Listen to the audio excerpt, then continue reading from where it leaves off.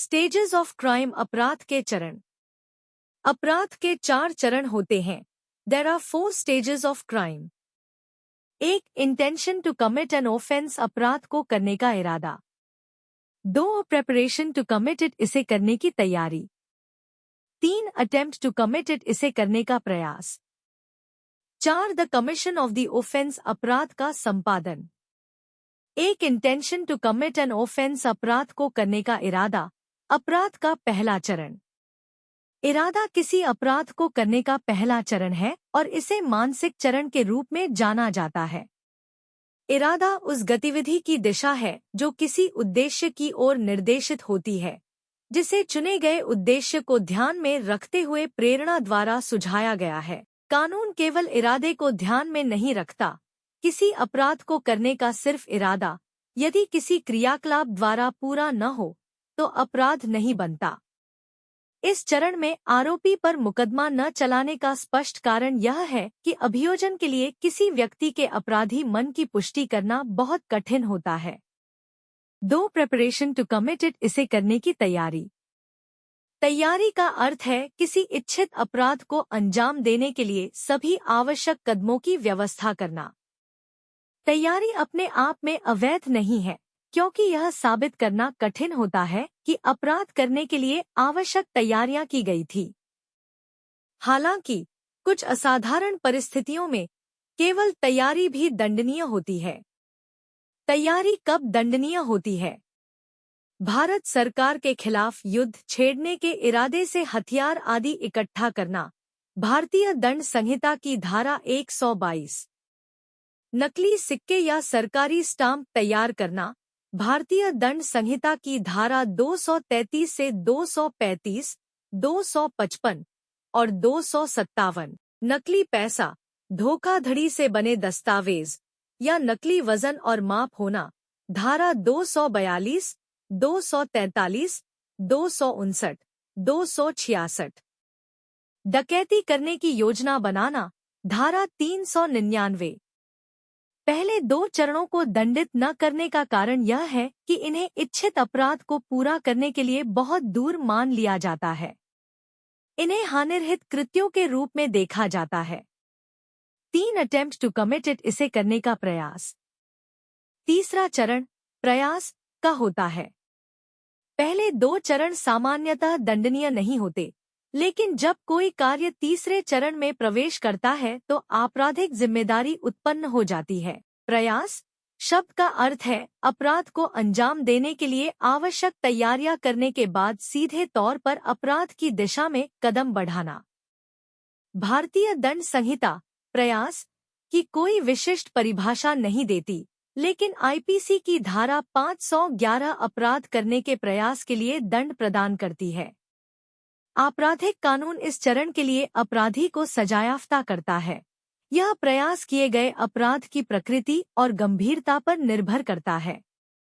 किसी कार्य को प्रयास माना जाता है या नहीं, इसे निर्धारित करने के लिए कुछ परीक्षण, समीपता परीक्षण, प्रॉक्सिमिटी टेस्ट। समीपता समय और क्रिया या इरादे के बीच एक संबंध है। यह तीसरे चरण यानी प्रयास के मामलों में लागू होता है। यह मुख्य रूप से इस बात पर केंद्रित होता है कि क्या कोई व्यक्ति अपराध को पूरा करने के लिए खतरनाक रूप से नजदीक है या परिणाम के इतना करीब है कि सफलता का खतरा बहुत अधिक है। लोकस पोएनिटेंटिए। लोकस पोएनिटेंटिए के सिद्धांत के अनुसार जब कोई कृत्य ऐसा होता है कि आरोपी के पास इस बात का पर्याप्त समय होता है कि वह यह अपराध करेगा या नहीं, और यह उस व्यक्ति के नियंत्रण में होता है। इच्छुक व्यक्ति अपना मार्ग बदल सकता है या परिणामों से डर सकता है। यदि कृत्य इस नियंत्रण में है कि इच्छुक व्यक्ति अपराध न करे, तो इसे केवल तैयारी कहा जाता है और प्रयास नहीं।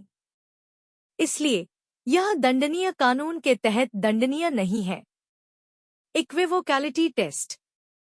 यह परीक्षण उपरोक्त दोनों परीक्षणों का संयोजन है। इस परीक्षण के लिए किए गए कृत्य के माध्यम से स्पष्ट अभिप्राय की आवश्यकता होती है, जिसे उचित संदेह से परे पूरा माना जाता है कि अंत इच्छित अपराध की ओर है। 4. The commission of the offence, अपराध का संपादन। अपराध करना इस प्रक्रिया का अंतिम चरण है। यदि आरोपी अपनी कोशिश में सफल होता है तो वह अपराध करता है और इसके लिए दोषी होगा। यदि वह असफल रहता है तो केवल प्रयास का आरोप लगाया जाएगा। यदि अपराध पूर्ण हो जाता है तो अपराधी को भारतीय दंड संहिता में प्रावधानों के अनुसार परीक्षण और सजा दी जाएगी। Case laws. Abhyanand Mishra v state of Bihar 1961 उदास स्माइली। इस मामले में अपीलक एक उम्मीदवार था जो पटना विश्वविद्यालय में अंग्रेजी में एमए पाठ्यक्रम के प्रवेश परीक्षा में उपस्थित हो रहा था। अपने आवेदन पत्र में अपीलक ने यह बताया था कि वह स्नातक है। विश्वविद्यालय ने परीक्षा के लिए उसका प्रवेश पत्र भेजने के बाद पाया कि यह जानकारी फर्जी थी। उसे निचली अदालत और उच्च न्यायालय द्वारा धारा 420 को धारा 511 के साथ पढ़कर दोषी ठहराया गया। श्रद्धेय सर्वोच्च न्यायालय के समक्ष अपील में अपीलक का तर्क था कि यह केवल धोखाधड़ी करने की तैयारी थी, प्रयास नहीं। कोर्ट ने तर्क को अस्वीकार कर दिया और कहा कि जब अपीलकर्ता ने फर्जी जानकारी प्रस्तुत की तो यह धोखाधड़ी करने की तैयारी के रूप में माना जाता है, और जब उक्त फर्जी दस्तावेज भेजे गए तो यह एक प्रयास के रूप में माना जाता है। कोर्ट ने दोहराया कि प्रयास को केवल अंतिम कार्य के रूप में नहीं देखा जा सकता, बल्कि इसका अर्थ तैयारी को आगे बढ़ाने वाले किसी भी कार्य से है। आर वी प्रिंस 1875 उदास स्माइली। प्रिंस ने एक 16 वर्ष से कम उम्र की लड़की को उसके पिता की स्थिति से और उसके पिता की इच्छा के खिलाफ ले लिया। प्रिंस ने तर्क दिया कि लड़की ने उससे कहा कि वह 18 वर्ष की है और उसका इरादा सही था क्योंकि वह 18 वर्ष या उससे अधिक उम्र की लग रही थी। इस मामले में अंग्रेजी कोर्ट ने फैसला किया कि उसे मेंस rea के सिद्धांत का लाभ नहीं दिया जा सकता क्योंकि यह कानून की गलती का मामला है।